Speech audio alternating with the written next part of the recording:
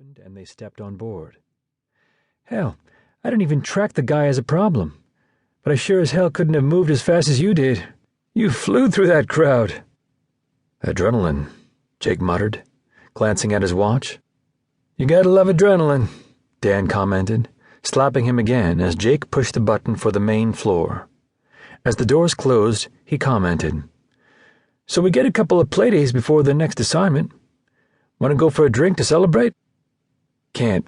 I'm meeting someone for dinner, and I'm already late, Jake said, leaning back against the elevator wall and crossing his arms. He wasn't really sorry he had to decline. He liked Dan. He was a good guy, but Jake wasn't much of a drinker. Alcohol did little for him. Someone like a lady? Dan asked with a grin. Someone like sort of family, Jake said evenly. Sort of family? Dan prodded. Jake hesitated and then said, Yeah, you know, that older lady who isn't really a relation but your parents make you call aunt.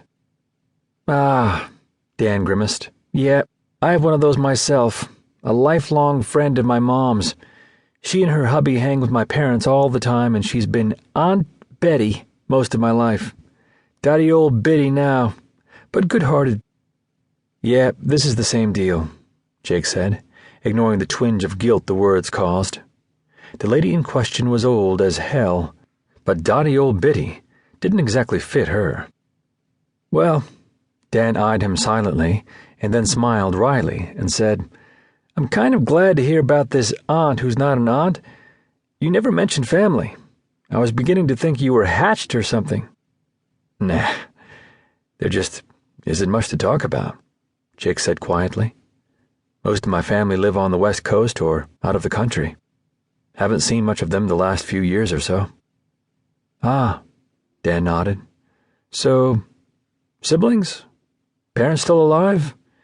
Kissing cousins around? Much to Jake's relief, he was saved from answering the probing questions when they reached the main floor and the doors began to open. Moving forward, he said, See you in a couple days, over his shoulder. Yeah, Dan said, following him off the elevator. Jake hurried for the building's exit, but his expression was tight. He knew damned right well that wouldn't be the end of the questions. Dan would repeat them at the first opportunity, and have a dozen more. Putting away that worry for now, Jake pushed through the front doors and turned right, moving quickly. He was supposed to have been at the restaurant 10 minutes ago. Fortunately, the Protection 1 offices were downtown, just around the corner and down the street from where he was headed. A 3 or 4 minute walk if he moved fast. Of course, it was possible he was rushing for nothing. His dinner companion may already have given up and left. He couldn't say he'd be sorry if she had. He wasn't looking forward to this meeting. He had no doubt his aunt was trying to arrange a family reunion, and while it may have been more than a half a dozen years since he'd left the bosom of his family, he wasn't ready to return. Not yet, anyway. Worrying about how to politely say as much, Jake reached the restaurant and hurried inside, only to pause abruptly, his gaze searching the patrons. Hi, did you want a table or are you meeting someone? Jake glanced to the young woman who had spoken. Dressed all in black, she was blonde, beaming, and perky as hell.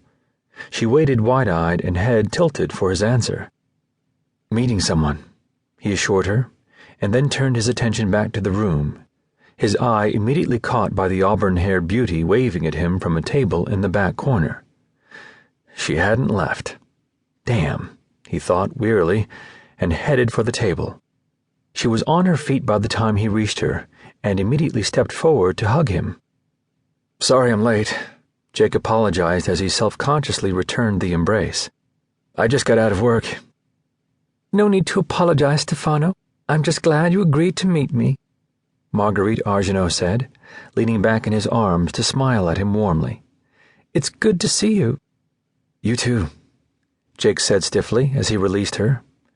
Voice gentle, he added, I don't go by Stefano anymore.